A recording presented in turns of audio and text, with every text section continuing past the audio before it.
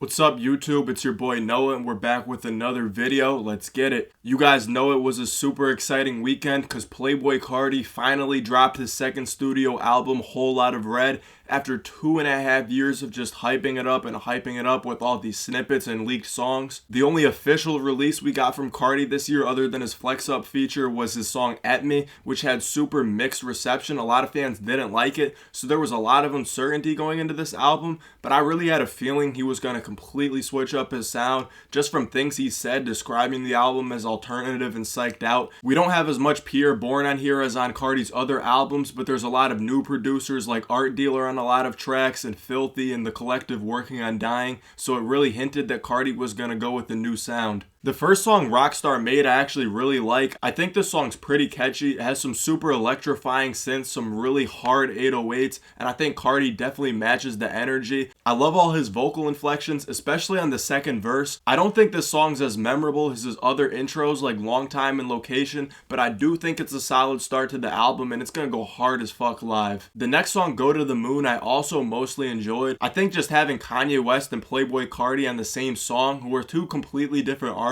and Kanye, who's just so respected and considered a GOAT in the genre, helping Playboi Carti out is really cool. But as far as Kanye's verse, I feel like he came with a pretty standard verse of what we heard from him since T-Lot, but he did have some witty lines like the "you always looking for Buddha, you a Budapest" and things like that. I just wish that they had a little bit more chemistry in here, maybe having Carti do ad-libs on Kanye's verse. And then when Carti finally comes in, I do think his verse is a little underwhelming. Basically, I would have just liked to see it be longer, but I overall think this is a solid track. The sample is super cool. I like the beat switches and Kanye did his thing. The next song, Stop Breathing, is where I think the album really starts to pick up, and I honestly think this might be the most underrated song on the album. What I really like about this song is that even though it starts from such a place of high energy with these crazy 808s and just crazy synths, Carti just comes in real smooth like he does on some of his older songs with just that signature confidence, talking about taking his shirt off, the reactions he gets from women and everything like that. But then as the song goes on, he starts to just really turn up the energy and turn his vocals into something that almost sounds demonic while bringing this brutal diss,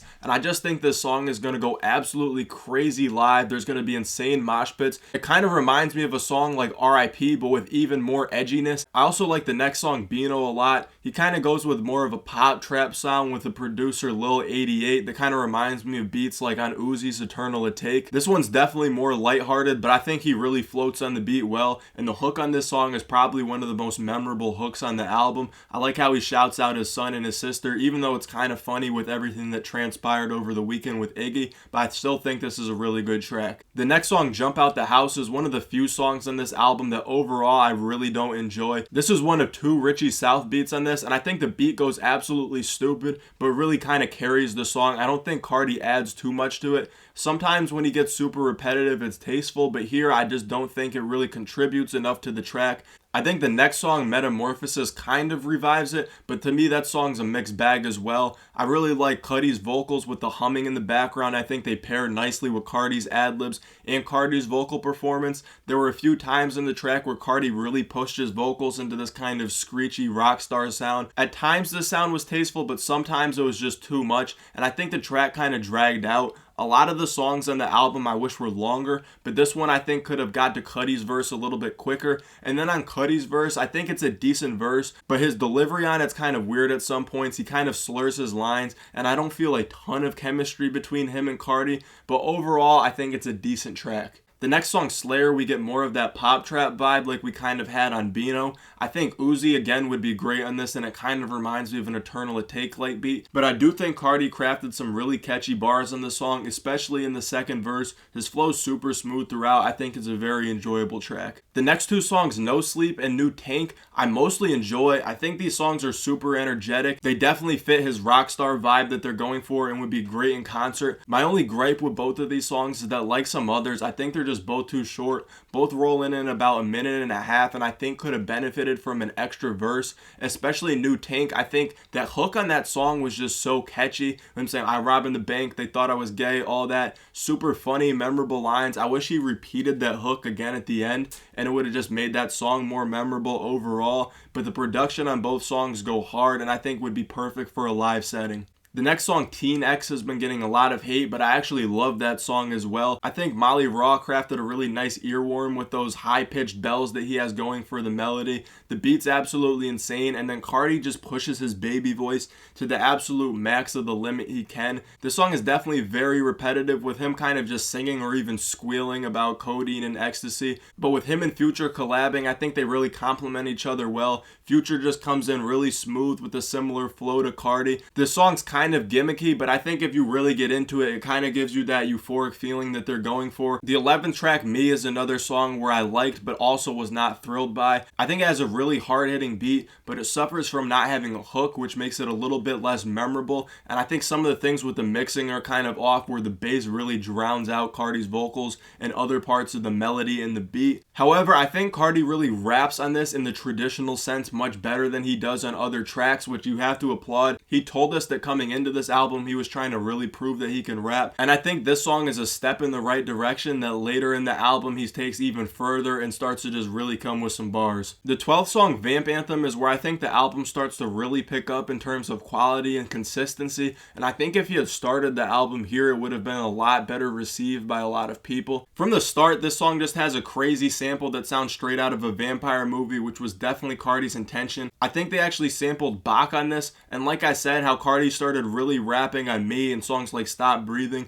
On this, he's really just coming with straight bars. He introduces a really catchy hook at the beginning of this, but doesn't really return to it and just keeps spitting. And while I wouldn't really call this a super lyrical verse, I think from a straight rapping perspective, this is one of his best verses. And one thing I noticed is that this song has almost no ad-libs, which is super rare for a Carti song. I think the intention there was to stray away a little bit from his signature sound and just really show people that he can rap if he wants to. After this, he just really keeps to continue bringing heat. The next song, Neon, a lot of people have heard because it's been leaked for a long time. He was playing this at concerts all the way back in like the middle and the fall of 2019. Like a lot of songs on this album, he only has one verse in it, and I would have liked to see a second verse, especially because we had already heard this song and there was a lot of time to add a second verse onto it. But Molly Raw went absolutely crazy on the beat. It's a super bouncy, uplifting beat, will definitely make you feel good when you listen to it, bring a lot of positive energy, and I think Carti matches that energy. The hook on this is super catchy, and it's just a fire song throughout. The next two songs, Control and Punk Monk, I like a lot as well. Control is cool because we really see Carti start singing on this, which is something we haven't seen from him as much in the past, and he gets very personal on it. Here he's talking about his relationship, I believe, with Iggy Azalea and how his life has changed since he met her, and how he's trying to reconcile his new responsibilities with a family. And he just compares this to his lifestyle as a rapper in the city, the way he grew up in Atlanta, and the challenges that come with that. I think it's just a super personal song, a side of Carti we hadn't really seen. In Punk Monk, he really continues to show this personal side as well, talking about how he tried to sign Trippie Redd early in his career in Pure Born, and how things worked out with his label situation. And the pain in Carti's vocals on this just really makes the track, especially on those parts where he's talking about lost opportunities in his career. He really sounds hurt, like he's almost bleeding out on the track, and honestly, it's beautiful. The next song, On That Time, is another one of those short songs with the super hard-hitting, just insane punk trap beat. This song reminds me a lot of Flex Up, which Carti just came out with Lil Yachty and Future, and I think a Future placement on this would have been crazy. But overall, I like the song. I just feel like it was a little bit out of place, coming in between some of his most personal songs like Punk Monk and Control. I actually like this song a lot. I just think that it could have been sequenced better and placed next to other songs that had similar energy like No Sleep or New Tank. King Vamp I also enjoy for Carti singing as well, and him bringing a lot of that Rockstar energy to this track. This song has some super beautiful synths, and I love how expressive Carti gets with the ad-libs on this track. The hook on the song with a KINGVAMP is a little bit gimmicky, but it can be catchy. I think in the right environment, like a lot of the songs in a live scenario, would sound great. Then the next song, Place, Carti kind of gave everybody what they wanted with the first Pure Born placement on this song, but it's definitely a highlight. I don't know what the pause was about, if it was intentional or not, but after that gets out of the way, Carti flows really well in this song, leading right into the next song, Sky, which is definitely one of the best songs, if not the best song on the album. The beat on this song is just so smooth. It's just one of those ethereal sounding songs where you can just put on and just kind of elevates you to a whole other place. This song's one of those cool songs where at first he's just talking about getting high and you just think it's a fun, enjoyable song, but once you listen to the second verse and you hear kind of some of the paranoia that that he's experiencing. It kind of just comes across as more of a coping mechanism, giving that song a dark edge. But overall, this is an incredible song. The next song, Over, is equally impressive, maybe the best song on this album. This song was billed as Long Time too, and I definitely see why. Just from the start with the synths, you get that similar kind of sound, and you get the feeling that this is a song you could turn up to, but it's also a super nostalgic song, which Carti matches with the lyrics saying how the fuck we get here from where we started. I don't think we've really ever heard Carti singing like this before, and this is one of the most complete songs in terms of overall song structure, with the hook, the verses, and the beat just completely being on point. With the next song, I Love You, I Hate You, Carti just keeps coming with the bangers. This in many ways is a classic sounding Pierre Bourne beat, and Carti just floats over the beat. Then when you think it's not getting better, he comes with Die For Guy, which is an absolutely beautiful song as well. Here he's talking about his brother and how he was influenced by him to live a certain lifestyle when he was growing up. Just his vocal inflections, like the way he says Reggie Carter, absolutely gives me goosebumps. I think this is one of the most emotionally charged songs, definitely underrated, and I think is going to be one of people's favorites as time goes on. On the second to last song, we get another bright pop trap beat from Art Dealer, and I think Carti's flow in this is super fluent. I like how the producer used stop time frequently on this track to highlight his punchlines, and the end of the phrase where Carti repeats the track "I'm not playing" is another really strong vocal performance. The last song, Feel Like Dying, I think is actually a perfect outro. Just looking at how dark some of the sounds and subjects in this album gets, I think it's really fitting. Here we get the second of two Richie South beats on this album, which I wish there were more, but on this is the first time he ever used a sample on an official release, bringing a really beautiful Bon Iver sample. And I think you can just hear so much pain in Carti's voice the way he sings some of these words. And Carti's raw vocals saying "I feel like dying" are actually the last thing we hear in this album. I think this song gives us a really nice glimpse into his actual mental state where he was making this album. And I think it'll add a much more somber moment to his set list, probably towards the end of it when he finally gets the chance to perform. Overall, as I'm sure you can tell, I really enjoyed this album. I do have to say, picking 24 songs is just in itself a losing battle. There's actually an inverse relationship between album length and critical reception. Generally, the highest rated albums usually come in around 12 tracks, and each track you get higher than that just lessens the chance for popular critical appeal. For this album, I think it would have been better received if Carti kept it to around 16 to 18 tracks, and that's not to say that there's 6 to 8 bad tracks on this album. The other major complaint I would have with this album is that some of the songs feel a little bit too short or incomplete.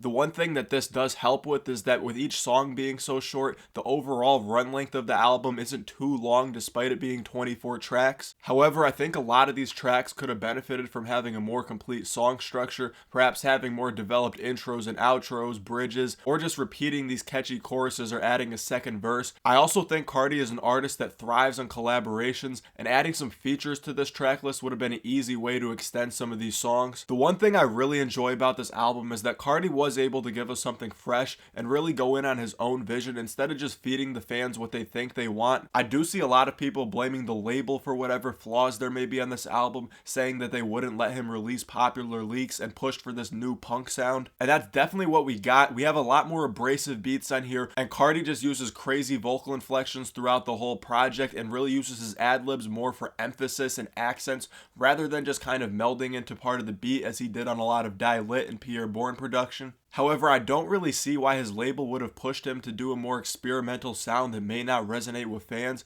I really do think this was exactly what Carti wanted to give us. I think another piece of evidence that this is true is the fact that he wanted to lock in with Kanye West as an executive producer, who's known for making cutting-edge, punk-inspired, industrial-sounding hip-hop like with his album Yeezus. And although Kanye didn't mix this project himself, it kind of mirrors some of Kanye's recent projects in terms of mixing. The way Carti's vocals are very dry and in your face. And overall, I think Carti took a huge artistic leap with this project and for the most part landed on his feet successfully. He really took a leap and decided to be a rock star sonically, not just aesthetically. And I think it's really good that we're seeing a trap artist who's willing to experiment and not just make formulaic music. I think that's what's really needed to push the genre forward at a time when it's becoming increasingly popular. I'm giving this album an 8 out of 10 right now. For me, it actually has a lot of replay value and I think will inspire other artists, which will kind of change the soundscape of hip-hop, which will likely make this album more palatable to a wider range of listeners maybe a few months down the road. I do wish for Carti's sake that he was able to drop volume 1 of Whole Lotta Red back in 2019 with really popular songs like Molly, Kid Cudi, and Cancun,